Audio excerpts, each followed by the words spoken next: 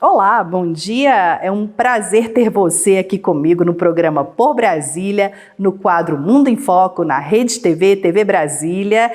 Agora nós exibiremos a segunda parte da entrevista com o ministro conselheiro da Embaixada da China aqui no Brasil, o ministro Qu Yuhui, e eu espero que vocês tenham muita informação, porque é uma entrevista muito importante, pois a China é o maior parceiro comercial do Brasil. Eu vou falar sobre um outro assunto agora com o senhor.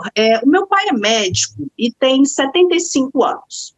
E ele foi um dos primeiros, coincidentemente, né, apesar desse amor que eu tenho pela China, ele foi um dos primeiros médicos aqui em Brasília a tomar a Coronavac, porque ele participou do estudo que a UNB fez, o estudo da UNB, e ele tomou as 2 doses da Coronavac, ficou muito bem, e foi um alívio para todos nós da família, de saber que o meu pai está vacinado.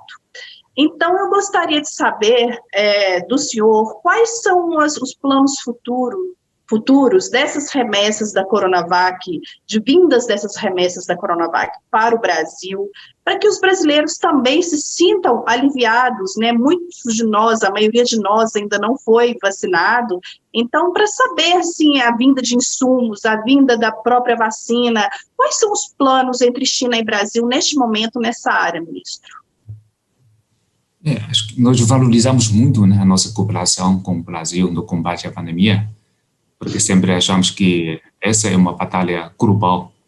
Não adianta um país ou 2 países conseguirem controlar a pandemia, enquanto o resto não vai poder controlar a pandemia. Enfim, é uma pandemia, ou seja, isso quer dizer que é uma coisa global. E só quando todos os países conseguirem fazer o controle sobre a pandemia é que nós podemos finalmente festejar, né, a conquista sobre a pandemia.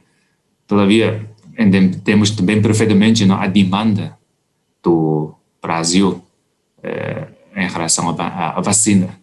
A vacinação será uma ferramenta importante para controlar essa pandemia.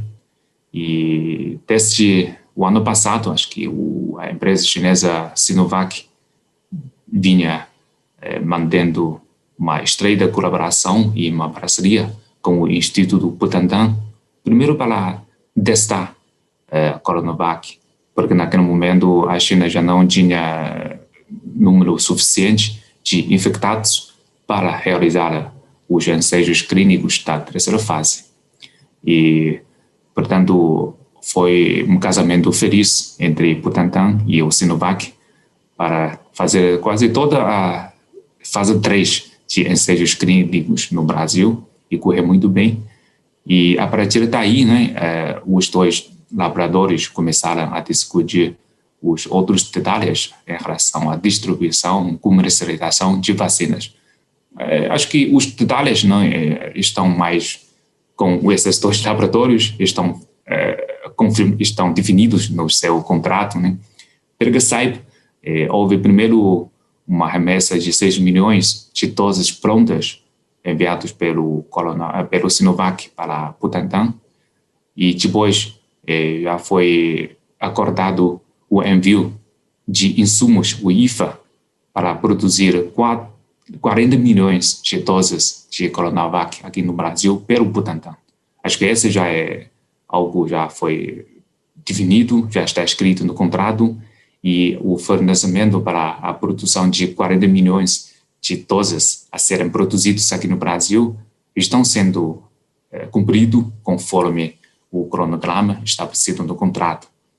Enquanto ao futuro, acho que ainda não sei o que será negociado entre o Butantan e a Sinovac, mas creio que assim que os 2 lados concluírem a negociação do contrato, o público vai obter mais informações, né? Tá certo, ministro. Muito obrigada pelas suas informações, pelas suas palavras. Eu agradeço pela entrevista. E tem mais alguma coisa que o senhor gostaria de falar para o nosso público aqui? Por gentileza, fique à vontade. Ok, não só queria dizer que acho que nesse momento, né, um dos grandes desafios que a relação China-Brasil enfrenta é justamente aproximar ainda mais os nossos povos eu falei que existe uma afinidade entre o povo chinês e o povo brasileiro. Todavia, ainda falta muita coisa que nós podemos fazer para que essa afinidade, essa amizade possam ficar ainda mais consolidados. E estamos vivendo numa sociedade de redes sociais, etc., né? E é natural que para dois países tão diferentes em termos culturais, em termos sociais, né, haja algumas visões diferentes, mas acho que o bom no espírito brasileiro e o bom no espírito chinês é saber respeitar as diferenças e buscar os pontos convergentes. Portanto, eu quero, assim manifestar o desejo, né, do povo chinês de continuar a fazer a aproximação com o povo brasileiro para que nós possamos vencer alguns preconceitos, algumas desinformações que são totalmente desnecessárias, que só vão atrapalhar, né, a nossa cooperação, em vez de construir uma maior amizade entre os nossos povos. É isso. Tá bom, ministro, muito obrigada, desejo muito sucesso entre as relações entre o Brasil e a China.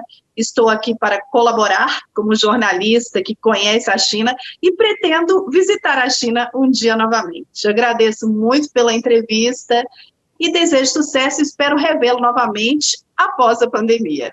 Muito obrigada. Também espero assim, tá bom? Muito obrigado e bom final de semana.